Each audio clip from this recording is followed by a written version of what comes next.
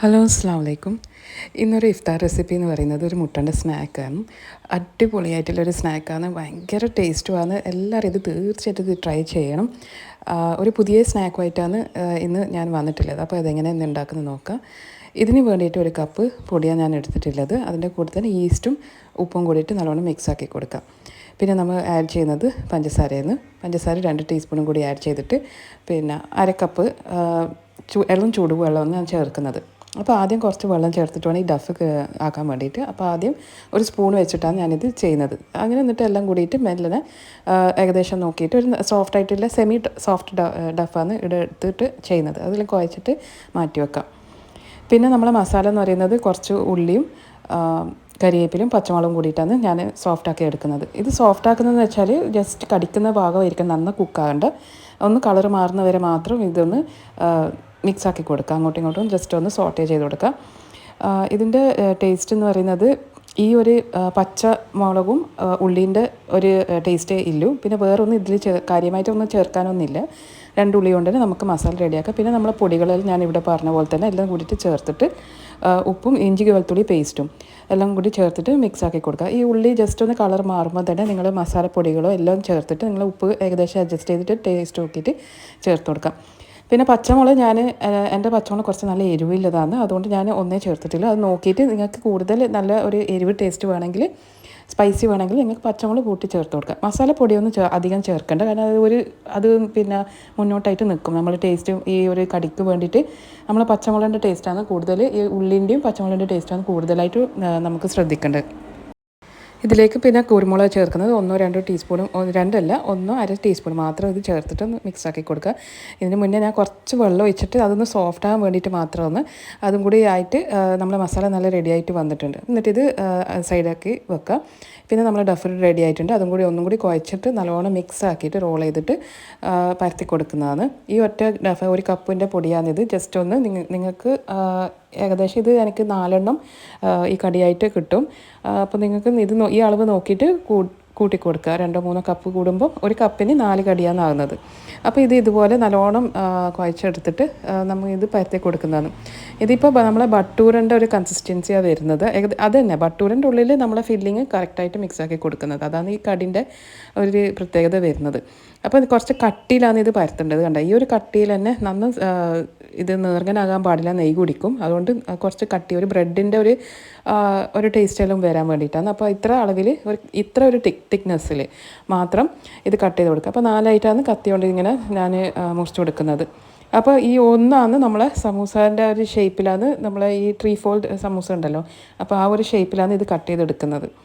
അപ്പോൾ ഈ കട്ട് കണ്ടില്ലേ, ഇതുപോലെ നല്ലൊരു പേസ്ട്രീൻ്റെ ഒരു ലുക്കും ഉണ്ട്. അപ്പോൾ ജസ്റ്റ് ഇതേപോലെ തന്നെ കട്ട് ചെയ്തിട്ട് കൊടുക്കുക. എന്നിട്ട് നമ്മൾ മസാല 4ആയിട്ട് ഡിവൈഡ് ചെയ്തിട്ട്, ഇത് മസാലേൻ്റെ കറക്റ്റാണ് ഈ അളവ്, മസാല ഫുള്ളായിട്ട് തന്നെ ഇതിൽ എത്തിയിട്ടുണ്ട്. അപ്പോൾ 4ആയിട്ട് ഡിവൈഡ് ചെയ്തിട്ട് നമ്മൾ പുഴുങ്ങിയ മുട്ട എന്ന് പറയുന്നത് ഞാൻ 2 എണ്ണം പുഴുങ്ങിയിട്ട് ഹാഫ് ആക്കിയതാണ്. അപ്പോൾ ഇതിൻ്റെ മേലെ ഇങ്ങനെ വെച്ച് കൊടുത്താൽ മതി. എന്നിട്ട് നമ്മൾ ഫോൾഡിങ് മെത്തേഡിന് ഞാനിപ്പോൾ കാണിച്ചു തരാം. അതിന് പിന്നെ ഇതിപ്പം ഒട്ടിക്കാൻ വേണ്ടിയിട്ട് ജസ്റ്റ് ഇങ്ങനെ സീൽ ചെയ്യാൻ വേണ്ടിയിട്ട് ഞാൻ പിന്നെ മൈദയും വെള്ളവും കുറച്ച് ഉപ്പും കൂടി ചേർത്തിട്ട് മിക്സാക്കി കൊടുത്തതാണ് ഞാൻ ഇതിൽ സീൽ ചെയ്യുന്നത്.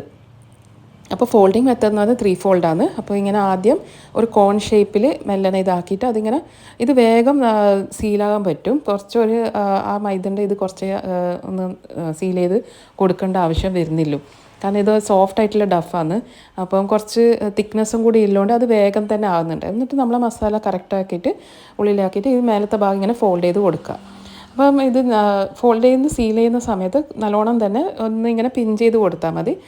കൈ കൊണ്ട് തന്നെ ഇങ്ങനെ ജസ്റ്റ് ഇങ്ങനെ അമർത്തി കൊടുത്തിട്ട് നല്ലോണം പിൻ ചെയ്ത് കൊടുക്കുക. കാരണം നമ്മൾ ഈ ഫ്രൈ ചെയ്യുമ്പോൾ ഈ മസാല ഓയിലേക്ക് വരാൻ പാടില്ല. അന്നേരം പിന്നെ ഉള്ളിലേക്ക് ഓയിൽ കയറിയാൽ പിന്നെ ഒരു എന്താ പറയുക, കടി നല്ലോണം ഓയിൽ കുടിച്ചിട്ട് വരും. അപ്പോൾ അത് അങ്ങനെ പ്രത്യേകം ശ്രദ്ധിക്കുക. എല്ലാ ഭാഗവും നല്ല കറക്റ്റായിട്ട് തന്നെ നിങ്ങളിത് സീൽ ചെയ്ത് കൊടുക്കുക. ഇത് പെട്ടെന്ന് ഈസി ആയിട്ടാവും, ഇത് അങ്ങനെ വലിയ പണിയൊന്നുമില്ല. എന്നിട്ട് എല്ലാ കടിയും നമ്മൾ 4 കടിയാണ് ഞാനിവിടെ കാണിക്കുന്നത്. അപ്പോൾ 4 മുട്ടൻ്റെ കടിയും നല്ല മസാല ഫില്ലിംഗ് ആയിട്ടുള്ള കടിയാണിത്. ഇത് ജസ്റ്റ് ചെയ്ത് കൊടുക്കുക. പിന്നെ ഞാൻ കത്തി എടുത്തിട്ട് ഇതിങ്ങനെ ഹോൾസ് ആക്കുന്നുണ്ട്. അത് പൊന്താണ്ടിരിക്കാൻ വേണ്ടിയിട്ട്. കാരണം ബട്ടൂരൻ്റെ അളവല്ലേ ഇത്, ഒരു മിക്സ്ചർ എന്ന് പറയുന്നത് ബട്ടൂര ബ്രെഡ് അങ്ങനത്തെ ഒരു ഇതാണല്ലോ മിക്സ്. അപ്പോൾ നമ്മൾ ഈ ഓയിലിൽ ഇടുമ്പോൾ അതിങ്ങനെ പൊങ്ങി വരും. അപ്പോൾ അങ്ങനെ ആകുമ്പോൾ ഒരു ഇത് കിട്ടില്ല, നമ്മളെ മസാലയെല്ലാം ഒരു ഉള്ളിൽ ഊർന്ന പോലെ നിൽക്കുന്ന പോലെ വരും. അപ്പോൾ ജസ്റ്റ് അത് ഇങ്ങനെ പൊങ്ങി വരാണ്ടിരിക്കാൻ വേണ്ടിയിട്ടാണ് ഈ ഹോൾസാക്കി വെക്കുന്നത്. എന്നിട്ട് നമ്മൾ ആദ്യം തന്നെ ഞാൻ കുറച്ച് ഈ മൈദൻ്റെ സ്ലറി ആക്കിയിട്ടുണ്ടല്ലോ, അപ്പോൾ അതിൽ ജസ്റ്റ് ഒന്ന് കോട്ടിങ് പോലെ ആക്കി കൊടുത്തിട്ട് ബ്രെഡ് ക്രംസിൽ ഒന്ന് റോൾ ചെയ്തെടുത്താൽ മതി. അപ്പോൾ നമ്മൾ കുറച്ച് ബ്രെഡ് ക്രംസിൽ ഞാൻ ആകെ ജസ്റ്റ് 2 ബ്രെഡേ എടുത്തിട്ടുള്ളൂ, അത്രയല്ലല്ലോ. 4 കടിയാകുമ്പോൾ നമുക്കൊരു 2 ബ്രെഡ് പൊടിച്ചിട്ട് ചെയ്യുന്ന കാര്യമല്ലോ. എന്നിട്ട് ഇത് സൈഡാക്കി വെക്കാം. എന്നിട്ട് നമ്മൾ നല്ല ചൂടില്ല നെയ്ക്കോ തന്നെ ഇത് ചെയ്യണം. അപ്പോൾ ഇടുമ്പോൾ നല്ല ചൂടായിരിക്കണം. എന്നിട്ട് നമ്മൾ ഫ്ലെയിം ഒന്ന് കുറച്ച് ലോ ആക്കി കൊടുത്താൽ മതി.